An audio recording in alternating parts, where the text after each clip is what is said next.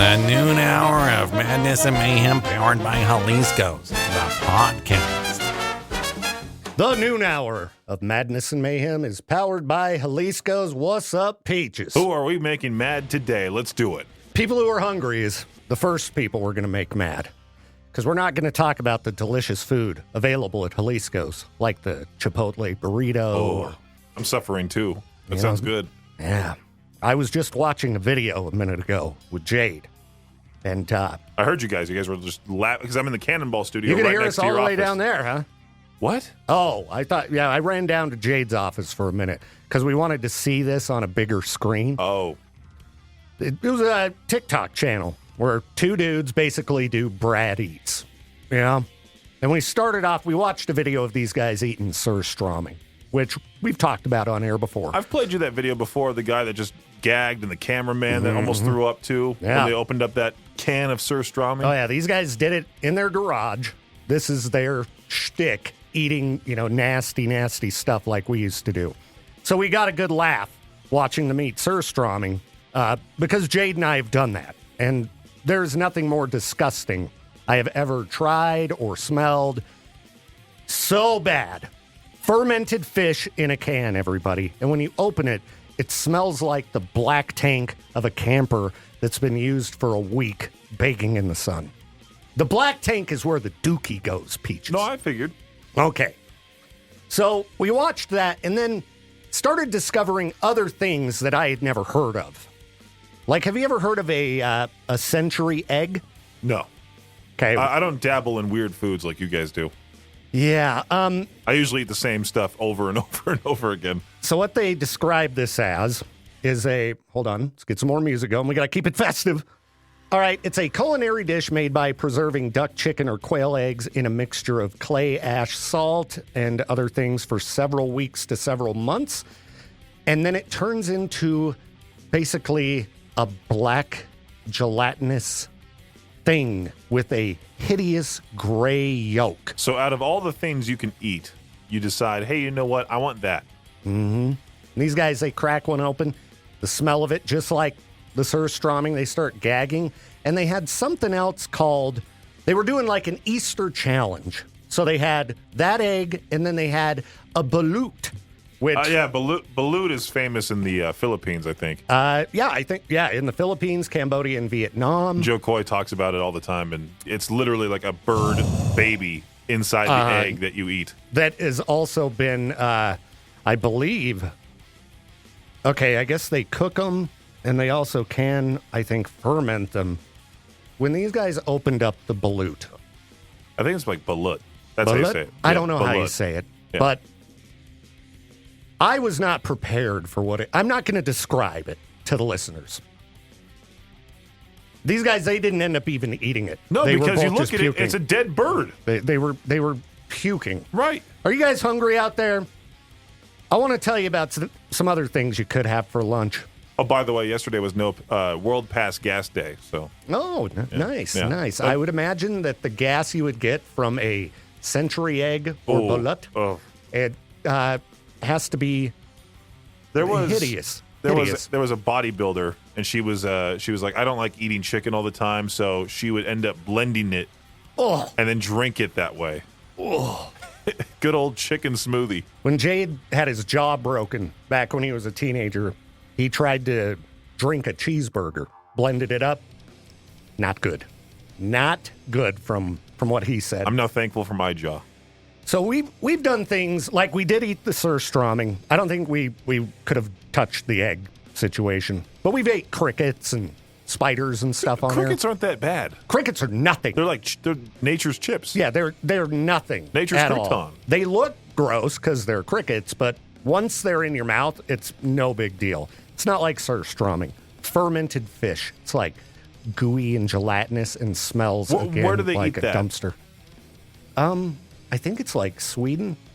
Do they actually eat it over there, or is that just like the? Because like Australians have Vegemite. Do they actually eat Vegemite all the time, or is that just like a famous thing? It says it's been traditional to Swedish cuisine since at least the 16th century. So I think the people still eat it. Ooh, Okay. Have you ever seen canned boiled silkworms, Peaches? No, I have not. When we were walking down the hallway talking about boiled peanuts, that's what you probably need to put in your head if you're going to try to eat one.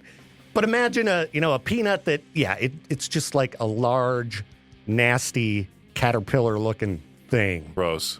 And it's like that movie, How to Eat Fried Worms. Have you seen that movie? No, I haven't. I showed my dad that movie, and he's easy to make throw up. And the very first scene is the little brother in the car seat. And the main character looks at his brother in the car. They're on a road trip to moving to a new town. And they stopped at a Mexican burrito place. And sure enough, the beans and all the gunk from the burritos all over the little brother makes the guy puke. But it is disgusting to look at. I mean, it's all over his clothes, the cheeks, everything. See, and I can watch people throw up. It doesn't bother me. But when I saw the guys pulling the surströmming out of the can, just the flashback to the smell and seeing that same thing in front of my own face, I was almost gagging just from the memory. I didn't have to smell it or anything. I'm like, oh. So I heard you gagging next door when I was in the Cannonball studio and you guys were in your office. Yeah, dude. There's some bad stuff out there. And I mean, I'd hate to see us make a return to Brad Eats, but we can't because we can't eat in the studio. We'd have to do it like in the conference room. The bullpen. We couldn't do it in the conference room because that's like, that we'd keep that place clean, Hey, that's where we have the pizza parties. Why not a surströmming party? Oh, dude, there's bound to be an email. There's a certain smell from the conference room. Can we knock that off? Dude, if you opened a can of surströmming in the conference room, it would smell like that for probably a couple weeks. That's probably a firing offense because that's right outside the GM's office. So I just wanted to make people a little bit hungry today. We've talked about these things in the past, like, maggot cheese. What's next? Bunions? Is that what we're going to talk about? No. Is that like a foot sore? Yeah, we're just going to talk about gross things today? We could talk about, other online videos from artists like Dr. Pimple Popper. I was about to say that. Dr. Pimple Popper put an extra emphasis of a sound boost on the sound. I will say, though, these guys had the best gagging, puking sounds of, like, any video I've seen. So we're going to be able to update the button bar, the old puke sound we've got on there. No, it's going to be just... Some people can't even hear that. No, Bert Kreischer can't. There's a whole segment of Tom doing that to him, and Bert's like, please stop. Huh? What, listeners? I'm pretty good at that, because I was in a metal band, and sometimes you got to do the pukey sounds, You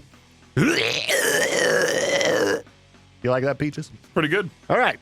We'll be back with more appetizing content here in a minute. The noon hour of Madness and Mayhem is powered by Jalisco's.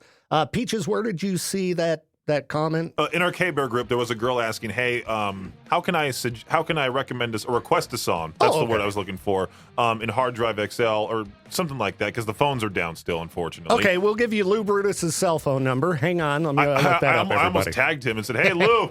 Take this girl's request, please. You should have. Yeah, tag him. He has 2 accounts. I don't know if I should tag like his personal one Either or one. His big one. Either one's fine. He uses them both.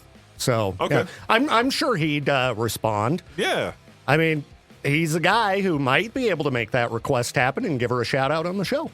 But so somebody was talking about hard drive in the comments? So that was the whole thread was, well, I answered her first, and then you said, here, I'll make my own post. And so we kind of gave her like different answers. Oh, gotcha. But then there was I didn't see her post. But then there was a guy that commented onto that post saying, I wish hard drive would play hard music like they used to. And then there was something similar recently that I saw from some random girl that was like, I wish KBEAR was as heavy as it used to be, or I wish KBEAR was how it used to be. I don't think she used the word heavy. Yeah, I wonder, she'd have to be specific on what things she was missing. I'm sure she's missing Imagine Dragons. We never played that. I'm just making a joke. We never played that. But addressing hard drive, there is a reason listeners might have the perception that hard drive is not as heavy as it used to be. And it's because KBEAR, all other times of the day, is the heaviest station in America. Yeah, I don't care what anybody says about, KBEAR used to being heavy or we don't play these artists that nobody knows about. It's the heaviest playlist you'll ever hear. Yeah, and I've from any worked station. here. Yeah. I've worked here like 17 years. Oh, geez. I know what the playlist Do I used trust to the be. guy who has been here for almost 20 years and knows the playlist every single day, or do I trust some rando listener that said their uncle said KBEAR was the best 15 years ago? Yeah, and people, when they think back, your memory's not as good as you think it is. I know what type of stuff was on KBEAR when it first launched. I guarantee, without question, that at no time in history has KBEAR been anywhere close to as heavy as it is now. And Luckily, we have a following that says, hey, they defend us online. yeah, so hard drive, it hasn't changed. It hasn't gotten lighter. It just seems lighter because of how heavy we are. Hard drive, if you compare hard drive to the average radio station, it still is a wild night show. But, just unfortunately, we can't tell Lou and his staff, hey, our station gets a little lighter at night. You need to crank it up a bit, buddy. You got to be heavier than us because, they're on countless radio stations around the country. So they got to keep it, a little wilder, but still kind of tame. I don't think he wants to play Slaughter to Prevail for the other stations and for them to freak out and drop his show. Well, that's the thing. Yeah, other stations would drop the show. So, listeners, what I have done is at the end of the hours, I've plugged in, a couple hundred songs or something that it fills with, like, music you wouldn't hear on hard drive. So I'm actually making hard drive heavier. That's why I see Lamb of God popping up towards the end of the hours and such. Yeah, Okay. I put those in manually so I can make hard drive a little more like KBEAR. But this is all going to go over most people's heads, and they're going to continue saying, KBEAR used to be better, or something like that, I don't know. I think most people know it's the best it's ever been. Right. I mean, my morning show sucked today, guys, but come on, cut me some slack. The noon hour of Madness and Mayhem is powered by Jalisco's. Okay, Peaches, when you were growing up, did you play music-based games on your gaming systems? Like Guitar Hero? Guitar Hero. Yeah, like Rock Band when it came out. All right. I wasn't sure if there was this time frame at which that was like the biggest thing in gaming. And then it just kind of disappeared. But I was talking to Ben from the Advocates Injury Attorneys the other day, and he sent me this photo. He's like, check out this new Guitar Hero guitar I got, or maybe it was Rock Band guitar, PS5 guitar controller. And I'd never even heard of this being a thing. Apparently, there are a number of games you can still rock guitars on and play with friends online and stuff. Rock Band, like 4. And then I guess Fortnite has some type of Guitar Hero thing. Yeah, it has festival mode. I've talked about this with you before. Yeah, I guess it went right over my head. I've played it on I tried playing on Expert. I'm terrible at that, but I play it on hard because, got to be tough with it. Can't play on easy or medium. So you have a guitar? Or no, you play with it on the controller. That's the thing. You play with it either on PC, you'll play with it with your mouse and keyboard, or on Xbox or PlayStation, you can use your controller. But I guess you could use a guitar too. You can also use that. Yeah, I would pick one up because I loved Guitar Hero growing up. I think that the popularity of that game was really good for rock music at the time too. Like Dragon Force, nobody would know who Dragon Force was if it wasn't for Guitar Hero. Oh yeah, so many people outside the Mountain America Center when they showed up to town had Guitar Hero controllers for them to sign. Yeah, it's really crazy. And there were other games back in the day that introduced people to music, like the Tony Hawk games. They had great soundtracks. GTA, they tended to play the hits. I don't remember hearing new music because usually those games, like Vice City was an 80s throwback. San Andreas was like a 90s throwback. I'd like to see more of that in new games. Are there any new games where, like, breaking new music is part of what happens in them? Not really. I mean, Fortnite has the music, and there was that metal game I tried playing on Twitch where you fight enemies and you have to follow the beat of the metal song playing. Yeah. I forgot the name of it, but I tried playing it on Twitch, and it wasn't. It was okay. Yeah. I'm kind of surprised they haven't tried to do like a new Tony Hawk. They put out the remastered version, a few years ago, and it was fun. I think he's fine with his money and what he's doing now, and he's just enjoying life the way that he's living it. I just wonder if it's a change in the type of, maybe young people might not want to ruin their thumbs playing Tony Hawk. What? Dude, I mean, I used to play Tony Hawk so much that, it hurt my thumbs, the little pads right here. Because there was no, what's the word I'm looking for? You know, the joystick on the new controllers, 360 degrees. Yeah. PlayStation 1 didn't have that. It was just the old school up, down, left, right D-pad. So if you were playing Tony Hawk for hours with that, I mean, you would just wreck your hands. They would hurt so bad. And, maybe that's why these, Gen Zers, little bit weak, can't handle Tony Hawk. Huh?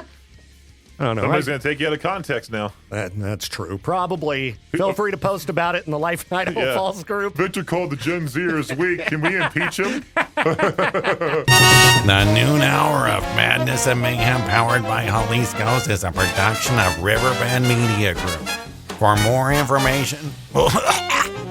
Oh, wow, I swallowed my spit wrong while I was still talking. That's funny. All right. Okay, where was I? Oh, for more information or to contact the show, visit riverbendmediagroup.com.